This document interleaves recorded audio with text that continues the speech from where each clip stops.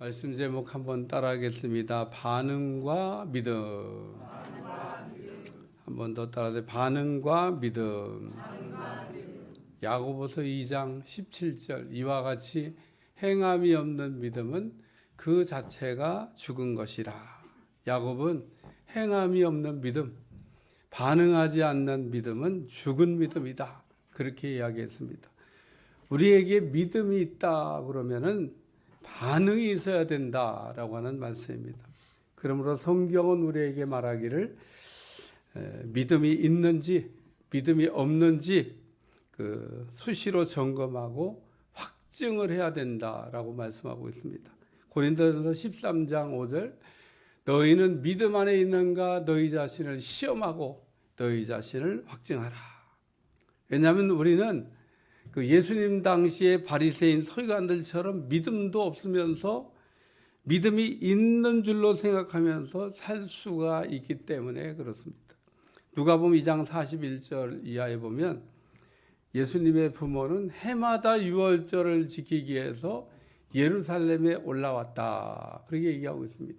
그래서 예수님의 부모는 예수님이 12살 때도 유월절 절기를 지키기 위해서 올라왔다가 돌아가는 길에 하루길을 간 다음에 아들이 없어진 걸 알았어요. 예루살렘에 예수님의 부모가 예루살렘에 올라와가지고 그냥 시골 동네에서 왔는데 얼마나 막 볼 게 많겠어요. 막 세상 구경 한참 하다 보니까 아들 잃어버린 줄도 몰랐다. 그런 얘기입니다. 계시록 2장 1절에 7절에 보면 소아시아의 7교회 가운데 에베소 교회가 나오는데 예수님은 이 에베소 교회에 대해서 너희는 첫사랑을 잃어버렸다. 그러고 얘기합니다. 이 에베소 교회는요, 첫사랑을 잃어버린 줄도 몰라. 그러므로 너희는 그래서 예수님께서 이 에베소 교회를 책망하면서 어디서 첫사랑을 잃어버렸는지를 생각하고 회개하여 처음 행위를 가지라. 이렇게 말씀하고 있습니다. 이처럼 우리는 믿음도 없으면서 믿음이 있다고 생각하고 또 예수님을 잃어버렸는데 예수님과 동행하고 있다고 생각하고 또 예수님에 대한 첫사랑도 잃어버렸는데 나는 예수님 뜨겁게 지금도 사랑하고 있어 이렇게 생각하면서 살고 있는 사람이 있다는 겁니다. 우리의 믿음이 무엇입니까? 히브리 11장 6절 믿음이 없이는 하나님을 기쁘시게 하지 못하나니 하나님께 나아가는 자는 반드시 그가 계신 것과 또한 그가 자기를 찾는 자에게 상 주시는 이심을 믿어야 할지니라. 믿음이라고 하는 것은 하나님이 살아계시다고 하는 것을 믿는 거라는 겁니다. 또 하나님을 찾는 자들에게 상 주시는 이심을 믿는 거라는 겁니다. 하나님의 말씀이 그대로 되는 것을 우리가 믿는 거, 하나님의 약속이 이루어지는 것을 믿는 거, 하나님의 말씀에 반응을 보이는 거. 다시 말해서 믿음이라고 하는 것은 하나님의 말씀을 듣고 반응을 보이는 게 그게 믿음이라는 겁니다. 요한복음 2장에 보면 가나의 혼인잔치에서 예수님께서 첫 번째 표적을 행하는 사건이 나옵니다. 예수님께서 가나의 혼인잔치에 참석하셨는데 혼인잔치 집에 포도주가 떨어진 겁니다. 이때 예수님의 어머니가 포도주가 떨어진 걸 알고 예수님께 포도주가 떨어졌다는 사실을 알리고 또 거기 있는 하인들에게 예수님께서 무슨 말씀을 하든지 그대로 하라 이렇게 지시합니다. 예수님께서 하인들에게 그 전례에 쓰는 항아리가 6개 있었는데 물을 채우라고 얘기하는 겁니다. 예수님께서 그 전례에 쓰는 항아리에 물을 아구까지 채워라 이렇게 얘기했어요. 하인들이 예수님이 하신 말씀에 순종해서 항아리에다 물을 이게 아구까지 가득 채웠더니 이제는 떠서 연회장에게 갖다 주라는 겁니다. 그래서 이 하인들이 물을 떠서 연회장에게 갖다 줬더니 이 연회장이 물로 된 포도주를 맛보고 아니 여태까지 어떻게 이렇게 좋은 술이 남아있냐고 그러면서 연회장이 깜짝 놀라는 사건이 나오는데 그때 성경에 우리에게 하는 중요한 말씀이 있습니다. 물도온 아이는 알더라. 연회장도 모르는 거를 물도온 아이는 알더라는 거예요. 요한복음 그래서 2장 9절 연회장은 물로 된 포도주를 맛보고도 어디서 났는지 알지 못하되 물도온 아이는 알더라. 그러므로 우리는 하나님의 말씀을 들었으면 반응을 보여야 된다는 거예요. 그러면 하나님께서 말씀이 내 삶에 그대로 되게 하는 것을 보게 하실 줄로 믿습니다. 마태복음 21장에 보면 어떤 아버지에게 두 아들이 있었는데 맏아들에게 가서 포도원 가서 일 좀 해야 되겠다. 예, 가서 포도원에서 일하겠습니다. 아주 대답을 시원시원하게 했어요. 근데 포도밭에 가서 일 안 했습니다.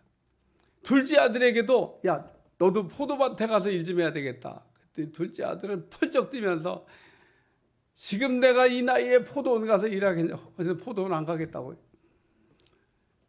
그랬는데 나중에 생각해 보니까 그래도 아버지 말을 들어야지. 그러고 회개하고 포도밭에 가서 일을 했다는 겁니다.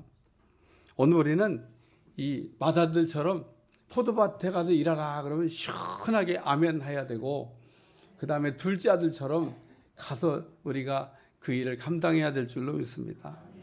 어떤 사람은 그냥 대답은 시원하게 했는데 뭐 뒤가 안 보이는 사람이 있습니다. 어떤 사람은 시키면 둘째 아들처럼 그냥 불평하고 원망하고 못한다고. 또 생각해 보니까 또 그건 아니야. 그래서 나중에 하는 사람이 있는데, 오늘 뭐 첫째보단 둘째가 낫습니다만은 예수님을 보세요. 예수님은 항상 하나님이 말씀하시면 아멘이야. 예수님은 뭐 아니오가 없습니다. 그리고 예수님은 아멘 했으면 또 그 아멘 한 대로 그 일을 이렇게 이루셨다는 겁니다. 그래서 예수님은 아멘하고 또 아멘 하셨다. 예수님은 예하고 예하셨다. 오늘 이 가나의 혼인잔치에 하인들이 예하고 예한 사람이었다는 겁니다. 우리가 하나님 우리에게 말씀하는 것을 우리가 들으면 두 가지로 우리에게 들립니다. 하나는 부담이 없는 말씀이고 또 하나는 부담이 있는 말씀이라는 겁니다. 우리가 듣는 어떤 말씀은 이렇게 들으면 전혀 부담이 없이 편안하게 들려지는 그런 말씀이 있어요. 근데 어떤 말씀은 들을 때부터 벌써 마음의 부담이 막 100배로 막 이렇게 올 때가 있습니다. 왜 나한테 이런 얘기를 하시나 막 그러면서 들릴 때가 있습니다. 가령 우리가 하나님께서 마리아처럼 옥합을 깨야 되겠다 이런 음성이 들려지면 제가 볼 때 뭐 그런 말씀 듣고 부담 안 갖고 들을 사람 별로 없을 것 같아요. 하나님이 너 옥합을 깨라 그러면 다 부담이 오죠. 어떤 사람은 그 시간의 부담을 이렇게 느끼는 사람도 있습니다. 그 시간을 좀 내셔야 되겠습니다. 그러면 차라리 내가 시간은 낼 수 없고 돈으로 낼게요. 그리고 돈은 내도 시간은 내기가 어렵다고 하는 그런 분도 있습니다. 이분은 시간이 부담, 시간이 없는데 자꾸 시간을 내라고 그러니까 시간이 부담. 창세기 22장에 보면 하나님은 아브라함을 이렇게 시험하실 때 내 아들 독자 이삭을 내가 지시하는 한산 거기서 번제로 잡아들여라 그렇게 얘기했습니다. 만약에 하나님이 아브라함에게 야, 네 전 재산을 팔아서 바쳐라 그랬으면 아들 바치라고 하는 것보다는 훨씬 덜 부담스러웠을 것 같아요.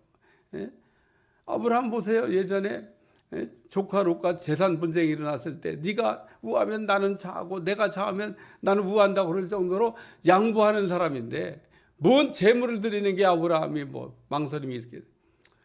근데 이 아브라함은 하나님께서 내 아들 독자 이삭을 내가 지시하는 한산 거기서 번제로 드리라고 그럴 때 아내하고도 상의하지 아니하고 아침 일찍 하나님의 명령에 순종하게 갔다 그랬습니다. 오늘 그래서 아브라함의 아주 장점은 뭐냐면 하나님이 떠나라 그러면 그냥 죄의 온상인 그 더러운 곳에서 떠나야 되겠다 그러면 떠나는 거 잘했고요. 가라 그러면 가는 거 잘했고요. 바쳐라 그러면 바치는 걸 잘했습니다.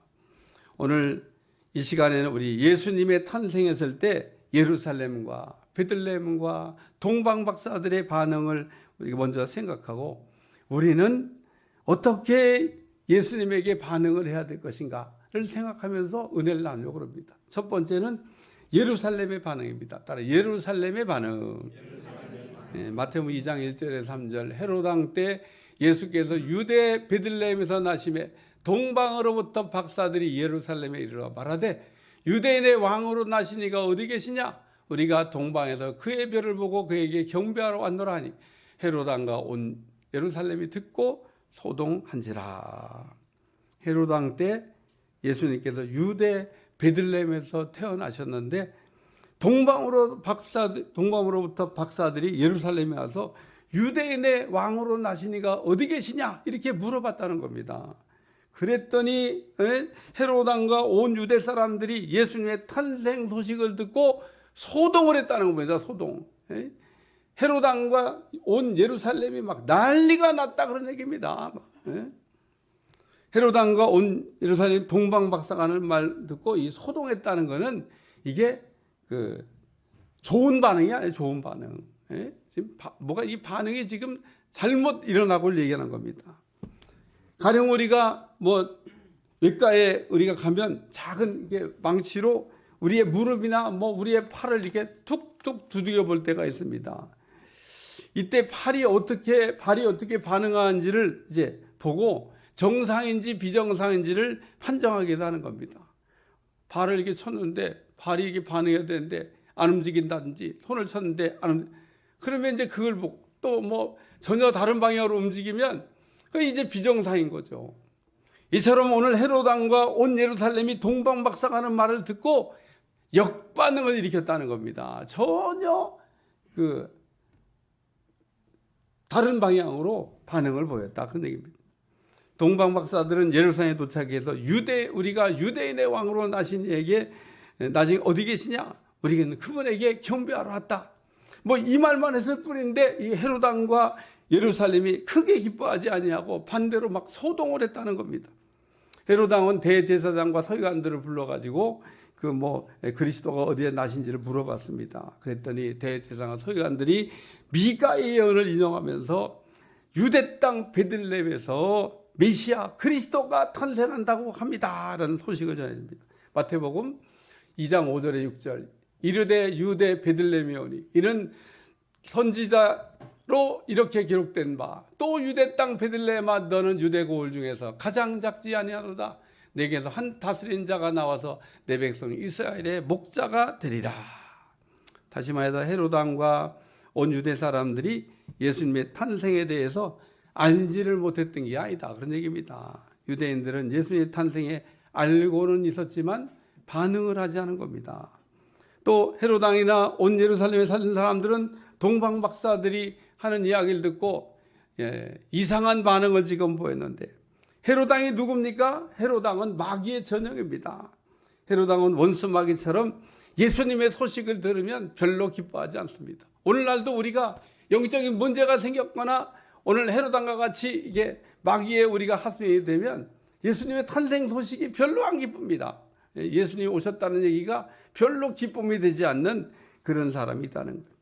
그러나 오늘 우리는 동방박사처럼 예수님의 탄생을 기뻐해야 되고 또 예수님의 그 탄생했던 곳을 찾아갔던 동방박사처럼 찾아가는 은혜가 우리 가운데 있어야 될 줄로 믿습니다.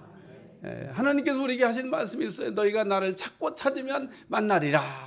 하나님을 우리가 못 만나는 이유 중에 가장 큰 이유가 뭐냐면 하나님을 만나려고도 하지도 않고 하나님을 찾지도 않고 하나님을 우리가 만나려고 하지도 않는다는 겁니다.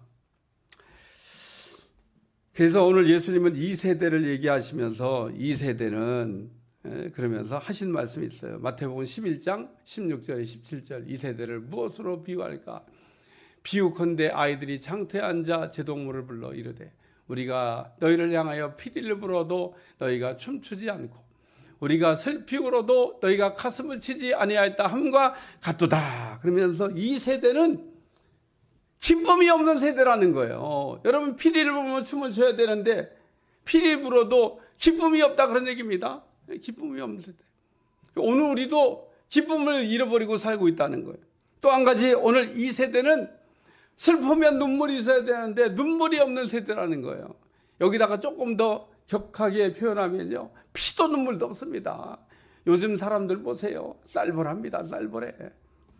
여러분 주변에서 흔히 볼 수 있는 사람들 피도 눈물도 없는 것 같아. 옛날에 우리 민족은 따뜻한 민족이었는데 지나가는 나그네도 막 불러가지고 먹고 가라고 그러고 나눠주고 그런 게 우리 민족인데 요즘 보면요 아주 얼마나 살벌한지 몰라요. 그러니까 이 지금 세대가 예수님이 하신 말씀처럼 온전하지 못한, 그러나 오늘 동방박사들은 하나님의 말씀, 동방박사는 하나님의 말씀을 우리가 들으면 온전하게 반응하는 걸 놓고 여러분들이 기도하시길 주여 축원합니다. 우리가 하나님의 말씀을 듣고 이 역반응을 했던 헤롯이나 온 유대처럼 소동하는 게 아니라 하나님의 말씀을 듣고 우리가 제대로 반응할 줄 아는 그런 사람이 되어야 되겠다, 그런 얘기입니다. 두 번째는 베들레헴의 반응입니다. 베들레헴의 반응. 오늘 우리가 유수를 이렇게 듣다 보면 어디에서 소식을 전합니다 뭐 그러면서 이렇게 시작할 때가 있습니다. 아마도 예수님이 태어나실 때 그 오늘날 같이 통신기술이 발달했다고 그러면 뭐 기자들이 다 베들레헴에 가가지고 이 마이크 붙들고 여기는 베들레헴입니다 뭐 그러면서 소식을 전했을 텐데, 오늘 예수님이 탄생했을 때 근데 이 베들레헴은요 그냥 조용했습니다. 이야, 이 땅에 예수님이 오셨는데 베들레헴이 조용합니다. 사람들이 없어서 조용한 게 아니에요. 예수님이 오신 것을 몰랐다, 그런 얘기입니다. 거기요 사람들 많이 모였어요. 가이사 아구스토가 천하에 호적하라 그래가지고 만삭된 마리아도 그 요셉의 고향인 베들레헴을 안 갈 수가 없어. 그래갖고 베들레헴으로 가고 있었습니다. 거기 갔습니다. 사람들이 막 얼마나 많이 고향으로 돌아왔든지, 그리고 뭐 만삭된 마리아가 뭐 가면 얼마나 빨리 갔겠어요. 그러니까 동작 빠른 사람들이 다 벌써 베들레헴에 도착해 하고 여관에 다 들어가서 방 잡고 앉아 있는데, 만삭된 이 마리아를 데려간 요셉이 우리 아내가 지금 급합니다. 아이를 낳을 것 같은데 방 좀 하나 좀 어떻게 빌릴 수 없을까요? 여관집 주인마다 방 없어요. 방 없어요. 방 하나 빌려주고 내주는 사람이 없어서 급기야는 예수님께서 마구간에서 출생을 하셨고 태어난 예수님을 말구 위에다가 이게 올려놨다, 그런 얘기입니다. 오늘 예수님께서 더 좋은 환경에서 출생할 수도 있는데 베들레헴 사람들의 무관심으로, 베들레헴 사람들이 다 알고 있습니다. 자기 동네에서 메시아가 온다는 거 미가 선자가 예언하는데 그거 모르는 사람이 어디 있습니까? 근데 정작 예수님이 그 미가 선자 예언대로 베들레헴에 오셨을 때는 아무도 몰랐다는 겁니다. 조용히. 그러므로 오늘 우리는 예수님에 대해서 이렇게 무반응하고 무관심하고 이런 했던 이 베들레헴 사람들처럼 우리가 우리를 구원하기 위해 온 그 예수님에 대해서 반응이 없는 무반응으로 사는 사람들이 되지 않길 주여 축원합니다. 축원합니다. 세 번째는 동방박사의 반응입니다. 마태복음 2장 9절에 10절, 박사들이 왕의 말을 듣고 갈새 동방에서 보던 그 별이 문득 앞서 인도하여 가다가 악이 있는 곳 위에 머물러서 있는지라 그들이 별을 보고 매우 크게 기뻐하고 기뻐하더라. 동방박사들은 우리가 아는 대로 베들레헴에서 멀리 떨어져 있는 동방으로부터 왔다고 말씀하고 있습니다. 예수님을 경배하기 위해서 왔습니다. 그들의 이름은 동방박사입니다. 예수님을 경배하기 위해서 동방에서부터 왔다고 해서 붙여진 이름입니다. 동방이라고 하는 이곳은 아마도 페르시아 정도 될 거라고 이야기합니다. 그러니까 이 동방박사들은 페르시아라는 땅에서 하늘을 쳐다보고 별을 이렇게 보다가 이상한 별이 나타난 겁니다. 이상한 별. 그래서 그 이상한 별을 따라서 지금 예루살렘까지 온 겁니다. 이런 걸 우리가 뭐라고 하냐, 큰별 내비게이션이라. 한번 따라해. 큰별 내비게이션. 동방박사들이 하늘에 떠 있는 큰별 내비게이션. 근데 이 하늘의 별이라고 하는 건 날씨가 맑으면 보이고 날씨가 흐리면 안 보이잖아요. 그러니까 날씨가 이제 맑아서 별이 보이면 별 따라 왔을 거고, 안 보이는 날은 그냥 개점 휴업이죠. 보이지 않으니까 그냥 머물러서 있다가. 그러니까 구약 시대 때 출애굽하던 이스라엘 백성들이 구름 기둥을 통해 갖고 그냥 가고 서고 인도받았듯이, 이 동방 박사들은 먼 페르시아부터 하늘에 떠 있는 별의 인도를 받고 왔다, 그런 얘기입니다. 근데 요즘은 얼마나 과학이 발달했는지 창조과학회에서 그 2000년 전 동방 박사들이 봤던 그 별을 이렇게 이게 우주를 이렇게 막 시간을 돌리면은 그 천체가 나타난대요. 그 유튜브에 떠 있습니다. 그러니까 여러분 그 동방 박사들이 봤던 별 그래갖고 창조과학에서 띄워놓은 그거 보면 아주 자세하게 설명을 하고 도대체 어떤 별 어떤 일이 일어나고 지금 왔는지를 잘 설명하고 있어요. 별들이 막 춤을 췄다고. 그러니까 이상하지 막 별들이 막 춤을 추고 그런 기이한 일이 벌어졌는데 그 신비하고 놀라운 그 별을 보고 동방 박사들이 이제 따라오다 보니까 예루살렘까지 와가지고 유대인의 왕으로 나시니가 어디 계십니까? 우리가 그에게 경배하러 왔습니다. 그랬더니 막 헤롯 왕과 온 예루살렘 사람들이 소동을 했다고 그러잖아요. 그리고 이 동방 박사들이 예루살렘 와서 물어봤는데 이제 베들레헴이라고 하는 거 알았잖아요. 그래서 이제 베들레헴으로 가야 되겠구나 그러고 생각하고 있는데 드디어 하늘에 떠 있더니 그 큰 별이 다시 또 이렇게 움직이기 시작해서 이동을 시작하니까 가자 그러고 따라갔더니 예루살렘에서 베들레헴 그렇게 멀지 않은 거리거든요. 그 드디어 이제 별 내비게이션을 보고 쫙 갔더니 드디어 목적지에 여러분 다 도착하면 요즘 내비게이션이 뭐라 그래요? 목적지에 도착했습니다. 껌뻑 그러잖아요. 그러니까 이 별 내비게이션도 마찬가지. 베들레헴 상국에서 번쩍하면서 목적지에 다 왔습니다. 그러고 안 가는 거야. 그래서 바로 보니까 그 밑에가 집이라서 들어가 보니까 예수님이 말구에 누워 있는 겁니다. 이 동방 박사들이 이제 그 예수님께 경배를 했는데 제가 이제 하나 물어볼게요. 여러분이 그래서 성경을 잘 하셔야 돼요. 동방 박사들이 그 예수님의 부모님에게도 경배하고 아기 예수님께도 경배했다. 1번. 예수님의 부모에게 경배했다. 2번. 아기 예수님과 경배했다. 3번. 어떤 게 정답인가? 아유, 어떻게 알았어요? 어떻게? 성경에 보면 아기께만 경배했다고 기록을 하고 있습니다. 그러니까 무슨 마리아 경배 사상을 얘기해요. 마리아가 무슨 경배 대상이라고. 마리아는 경배하면 안 되는 겁니다. 성경에도 동방 박사들이 아기께만 경배하고 갔다 그러잖아요. 그러니까 우리의 섬김의 대상, 경배의 대상은 예수님이지. 예수님 외에 그 어떤 것도 우리의 경배나 섬김의 대상이 아니다 그런 얘기입니다.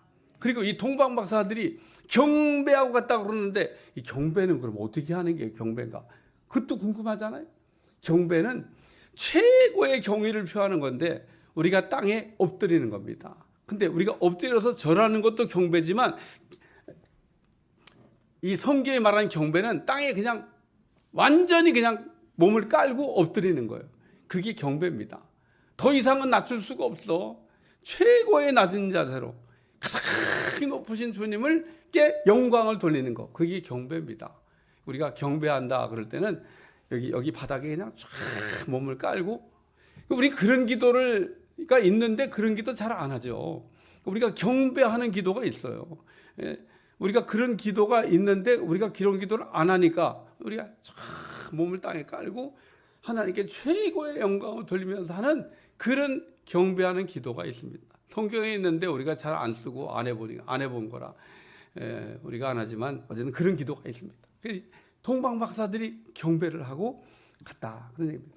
그리고 동방에서부터 준비해온 황금과 유황과 모략을 이렇게 드리고 갔는데 또 하나 물어볼게요. 동방 박사는 그 몇 사람인가? 응? 동방 박사는 몇 사람이야? 동방 박사는 한 사람이다. 1번. 두 사람이다. 2번. 세 사람이다. 3번. 네 번째 모르겠다. 4번. 4번 모르겠답니다. 모르겠다. 답이 없어요. 답이 없어. 왜 답이 없냐면 동방 박사는 몇 명인지 몰라. 성경에 동방 박사는 몇 명인지. 왜 근데 사람들이 그럼 3명으로 기억하고 있냐? 옛날 성탄절 카드에 동방 박사가 이게 오는 낙타 타고 오는 그림인데 3사람이 거기 타고 있어. 그래서 동방 박사는 3사람이라고 하는 전설이 지금 유래된 거예요. 성경에는 그런 내용이 없어. 그리고 또 황금과 유황과 모략 예물이 3개니까 이게 한 사람씩 드렸으면 3명이 드렸을 거다. 이렇게 또 추측해서 동방 박사는 3명일 거다고 생각하지만 3명인지 2명인지 30명인지 어떻게 알아요? 근데 이 헤롯이 박사들을 불러 이렇게 한 거 보니까 이게 단수는 아니야. 그러니까 동방 박사가 한 명은 아니고 한 명 이상인데 2명인지 3명인지 30명인지 300명인지 그거는 모르겠다 이거예요. 근데 어쨌든 동방에서 박사들이 와가지고 아기 예수님께 황금과 유황과 모략을 드리고 경배하고 갔다. 그리고 돌아갈 때는 헤롯이 그랬잖아요. 가서 아기 예수, 그 유대인의 왕으로 나신 찾으면은 와서 나한테 보고해라. 나도 가서 경배하게. 근데 이 헤롯이 막인데 나쁜 놈인데 유대인의 왕으로 나신 이를 찾았다 그러면 죽이러 가지 무슨 경배를 하러 가요. 하나님 그거 아시고 동방 박사들이 꿈에 야 너희들 헤롯에게 가지 말고 다른 길로 고국으로 돌아가야 되겠다. 그래서 꿈의 인도를 받고 이 동방 박사들이 고국으로 갔다고 하는 게 오늘 이 동방 박사들의 이야기입니다. 그런데 이 동방 박사들이 올 때는 별 내비게이션을 보고 오고 갈 때는 꿈의 인도를 받아가고 갔다는 거예요.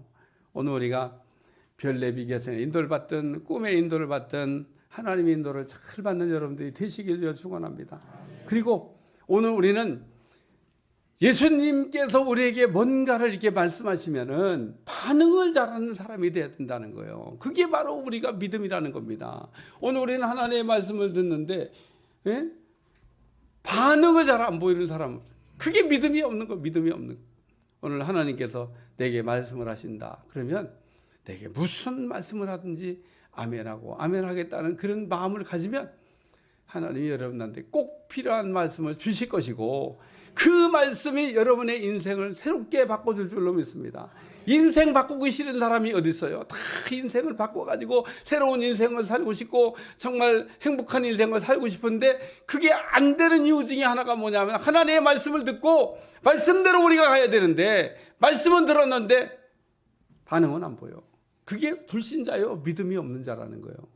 오늘 예수님께서 우리에게 늘 말씀하시는 걸 우리가 잘 듣고 잘 따라가는 여러분들이 되시기를 축원합니다. 축원합니다. 기도하겠습니다. 하나님 오늘도 동방 박사들이 별을 보고 왔다가 아기 예수님께 경배하고 황금과 유황과 모략을 드리고 꿈의 인도를 받아 돌아간 것을 오늘도 우리가 주님의 말씀을 들을 때마다 반응을 잘 보이게 도와주시고 말씀에 순복하여 살아가는 인생들이 되게 하여 주옵소서. 예수님의 이름으로 간절히 기도하옵나이다. 아멘.